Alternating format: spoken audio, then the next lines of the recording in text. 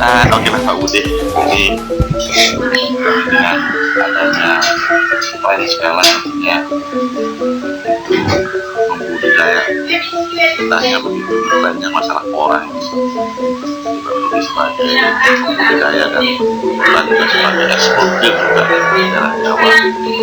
Saya juga minta bagaimana sih sebenarnya orang itu satu atau masalah kendaraannya, baik masalah ekspornya,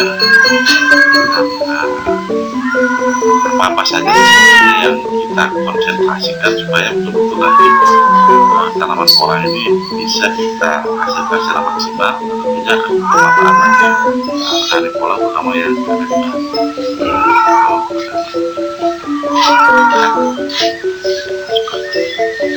Jadi yang pertama ya, karena porang mungkin di Bali budidaya porang masih dianggap baru ya, banyak kekhawatiran seperti komoditi lain. Jadi yang pertama yang mau saya tekankan itu, komoditi porang sangat beda dengan komoditi agrobisnis yang lain. Karena satu, porang itu yang paling utama itu tidak mengenal, bagi saya pribadi tidak mengenal musim panen. Kalau kayak komoditi lain seperti cabai ya, kalau umpamanya sudah berbuah dan sudah masak, mau nggak mau dia harus dipanen. Sedangkan porang bebas mau panen kapan pun. Idealnya memang di musim kemarau. Ya karena umbi, jadi kalau dalam bahasa pertanian mungkin namanya perennial, tanaman abadi. Jadi dia nggak bisa mati gitu. Jadi kayak rumput itu tanaman perennial, itu kelebihannya porang satu.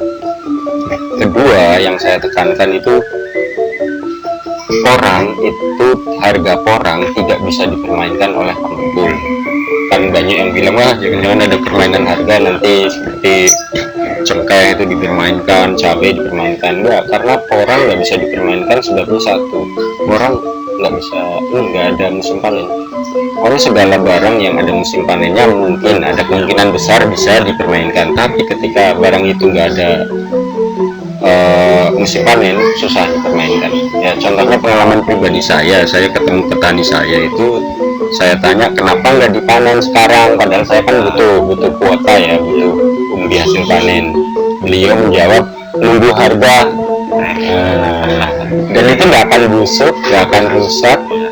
Jadi intinya perbedaan lebih besar lagi kalau ditanam. Itu perbedaan porang dengan komoditi lain. Dan yang mungkin yang ketiga yang akan saya tekankan adalah budidaya porang itu sangat gampang bagi yang sudah tahu ilmunya.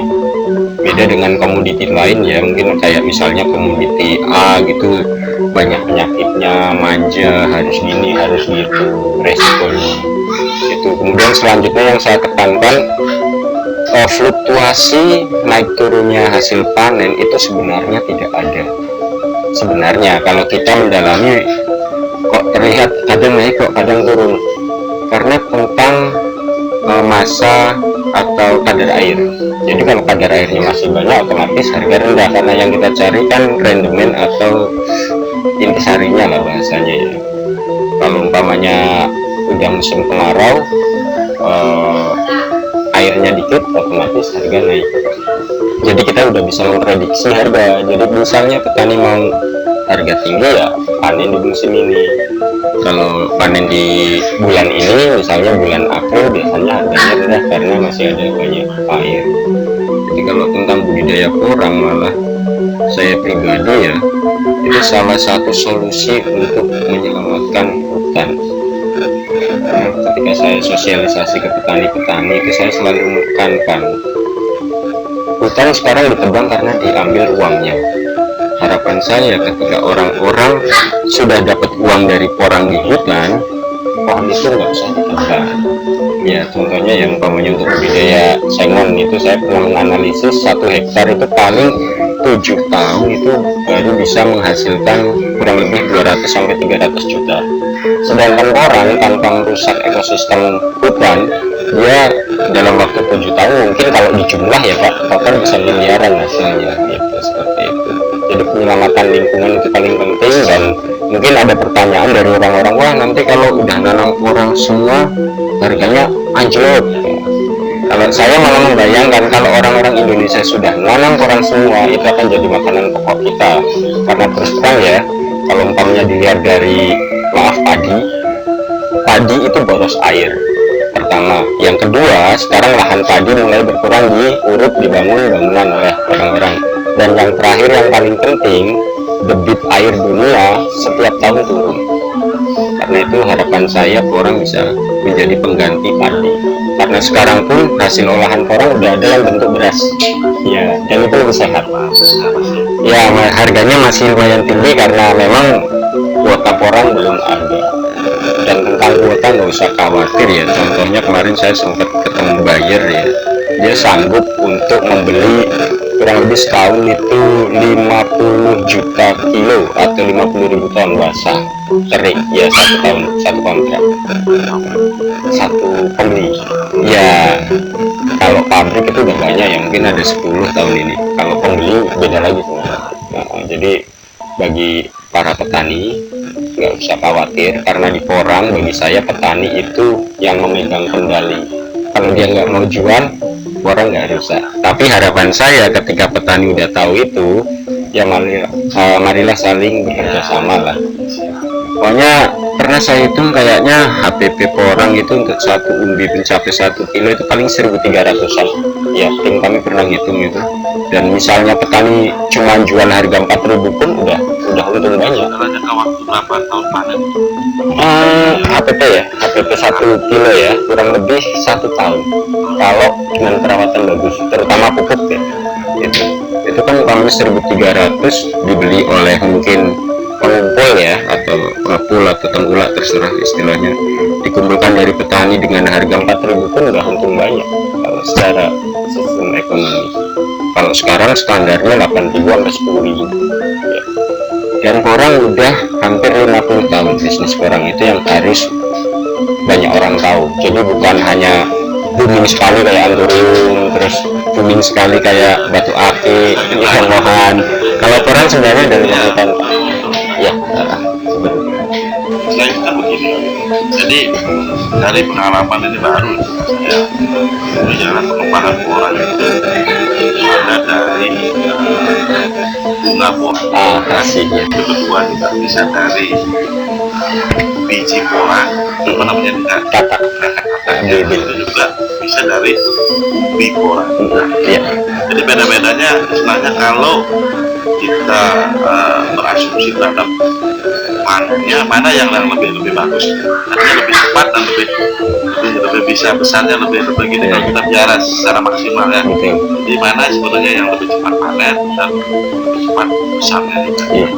Sebenarnya tentang pengembangbiakan atau budidaya porang itu dari 3 jenis itu ya, dari bibit bunga, bibit katak atau bulbil, kemudian bibit umbi, itu punya kelebihan dan kekurangan masing-masing Pak.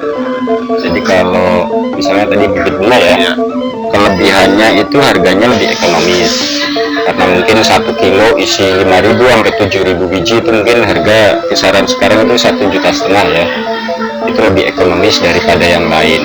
Tapi kekurangannya bibit bunga itu lebih ribet, harus disemai dulu, pindah ke lahan. Ya kalau lahannya dekat gampang ya, pakai polybag atau apapun. Tapi kalau lahannya misalnya di puncak gunung yang nggak terjangkau mobil kan lebih susah. Itu kelebihan dan kekurangannya. Kalau bibit katak itu yang paling umum untuk para pemula, karena daya tahan hidupnya lebih tinggi, perawatan bibitnya juga tidak ribet dan gampang dibawa ke lokasi.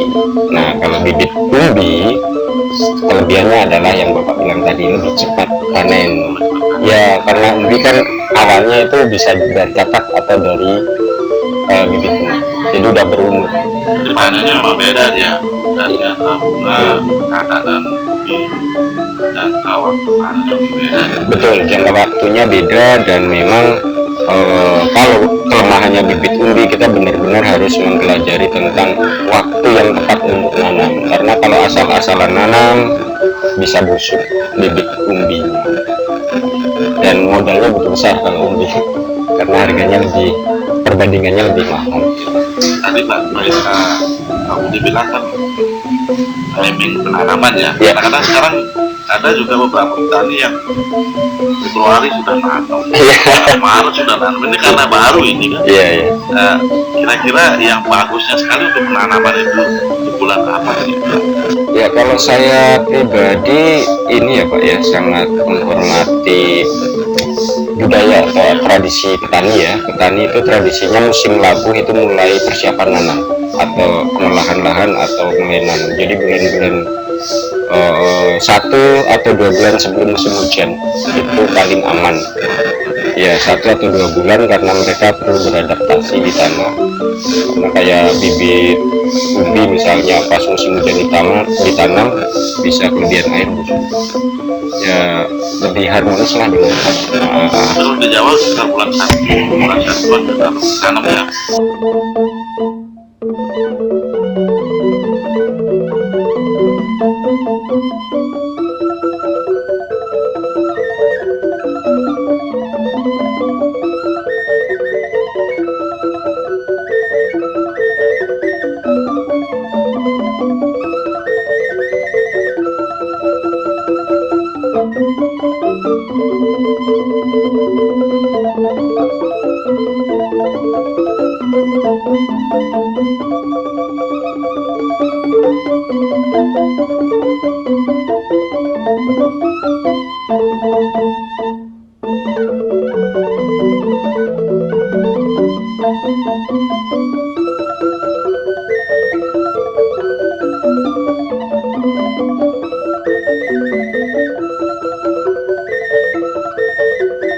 Karena begini, ada beberapa memang, karena ini yang mencari orang yang liar ya.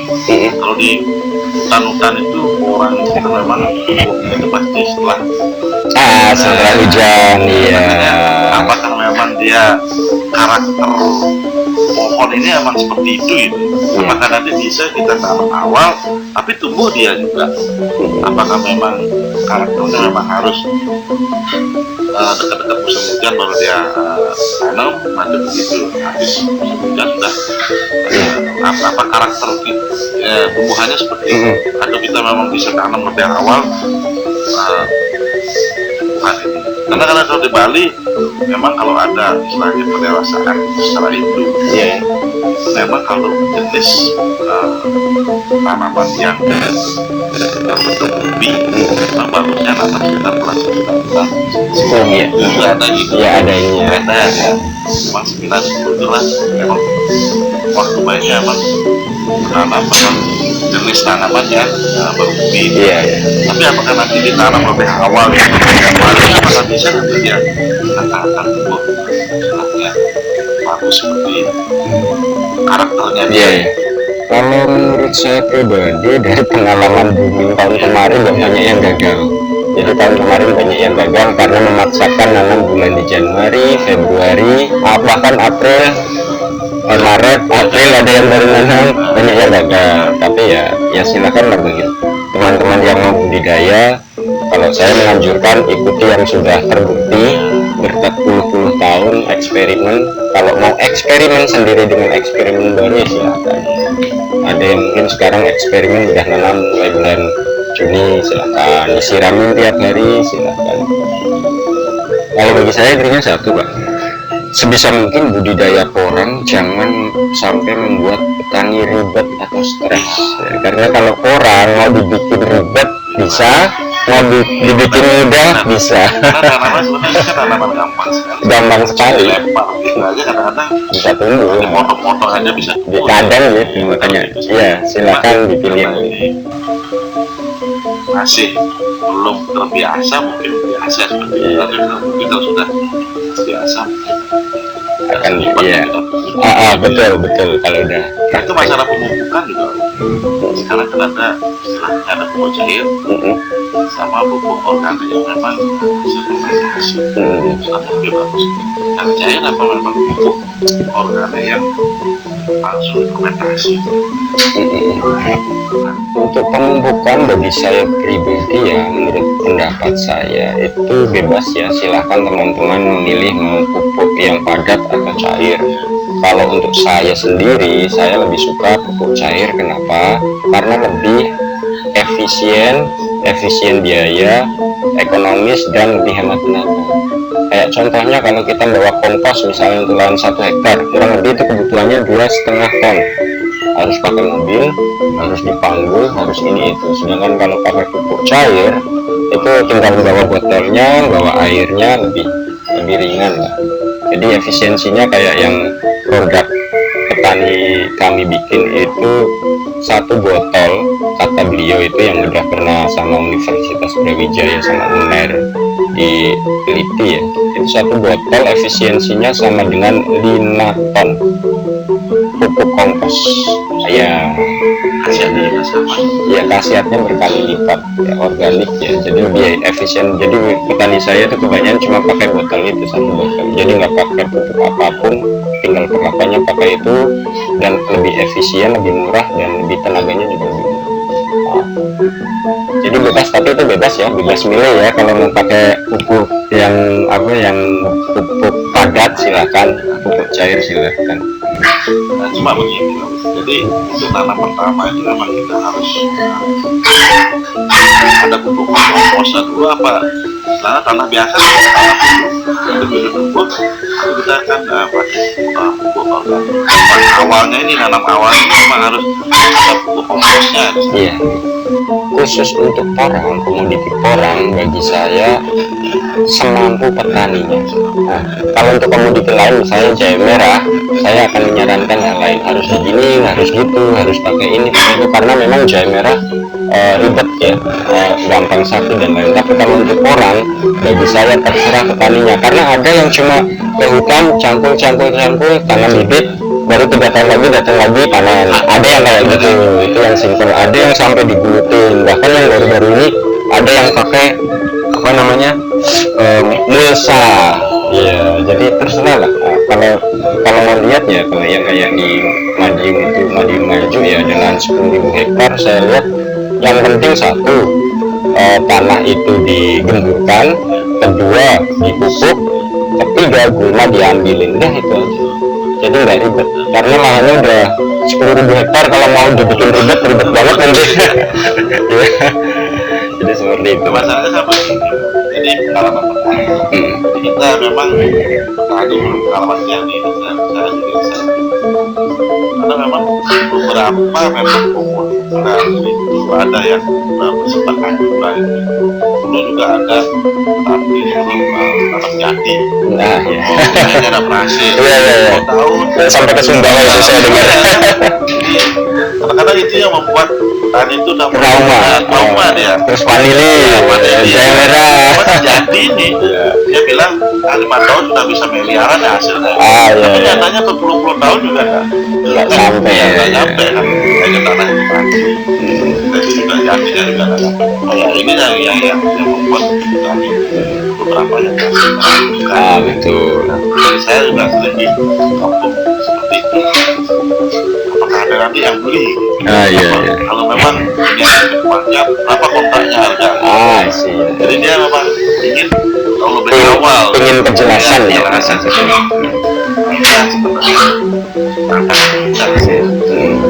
Kalau tidak bisa percaya begitu saja. Kita juga dulu juga pengembangan jahe, ternyata juga ada beberapa dari saya juga pengembangan jahe, ternyata begitu panen susah jualnya juga. Susah jualnya karena sudah biaya mahal. Iya betul. Jualnya juga mahal. Mudah-mudahan jadi membuat cerah. Jadi tentang porang itu memang dari awal selalu saya tekankan beda dengan komoditi lain ya. Contoh hal sepele yang seperti Bapak tadi bilang, ada kontrak dan nanti harganya segini gitu. Itu sebenarnya banyak yang mau, investor banyak yang mau seperti itu. Tapi ini baru kejadian kemarin ya, beberapa bulan lalu itu teman saya ada di ini anggota polisi. Jadi ada kasus di tempat saya itu, di kabupaten saya itu ada investor menanam saham di porang dengan kontrak, ada pasalnya menyebutkan akan dijual dengan harga 5.500 saat panen. Ketika panen terjadi, ternyata sama investornya dijual harga 7,5. Petani nggak terima, akhirnya tetap aja petani kalah karena udah tekan kontrak harga 5.500. Makanya sebenarnya kalau di porang saya sarankan inilah saring win-win solution ya. Jadi petani itu jalan, investor jalan, dengan cara tidak harus menekan harga kontrak. Kayak contohnya kalau petani itu sampai sekarang masih ingat, dia tekan kontrak 5.500, padahal harga sekarang sampai 11.000, tambah ribu dia. Makanya tentang harga kontrak sebaiknya dihindari. Tapi kalau tetap petani takut, misalnya takut nggak dibeli dengan harga kontrak segitu, banyak yang mau malah. Gitu. Karena kalau dari awal kita memang udah pasti percayaan Iya. kan gitu. ya. Kalau Ini juga ada pengembangan juga pohon pisang itu iya. dicari airnya itu kan banyak juga yang kena itu Iya. kumpulin uang sekian airnya Sama yang paling parah aja ya. Apa namanya? Ini apa, ginseng? Ginseng apa ya? artinya ada lagi pisang itu jadi katanya airnya akan dijual di Jepang harganya mahal lah. Ya, jadi ya memang trauma banyak ya di petani ya, terutama kayak yang komoditi ada hasil panennya. Jadi pertama, yang bikin porang ini bertahan hampir 50 tahun, dia digunakan oleh berbagai macam bidang industri. Karena itu secara logika, ketika porang misalnya nggak ada, akan banyak bidang industri yang jatuh. Karena itu porang bisa dikatakan stabil naik tiap tahun, dari harga dulu mungkin 500 perak, mungkin 1.000 perak, sampai sekarang tahun kemarin tembus 13.000 per kilo. Jadi intinya stabil naik. Dan bagi saya keuntungan paling utama di porang adalah modal bibit hanya sekali. Selanjutnya pengembangan. Bahkan kalau saya sosialisasi di desa-desa yang kelihatannya kurang mampu, saya sarankan dah modal 100.000 kalau dikelola dengan baik itu bisa jadi kurang lebih 300 juta dalam waktu 7 tahun. Ada rumusnya itu, karena satu bibit itu setahun bisa mengeluarkan 4 bibit sampai 50, bahkan ada yang 100 bibit. Pengembangannya kan luar biasa ya. Tinggal manajemennya nanti, pengaturan perluasan lahan, tenaga kerja dan lain-lain. Seperti itu. Jadi orang beda lah dengan bidang lain. Ya, terima kasih pada Pak Budi sekarang sudah sebagai kepala desa lah. Iya, semoga bisa dikembangkan. Ini bisa dikembangkan mudah-mudahan seperti itu. Oke, ya, makasih banyak.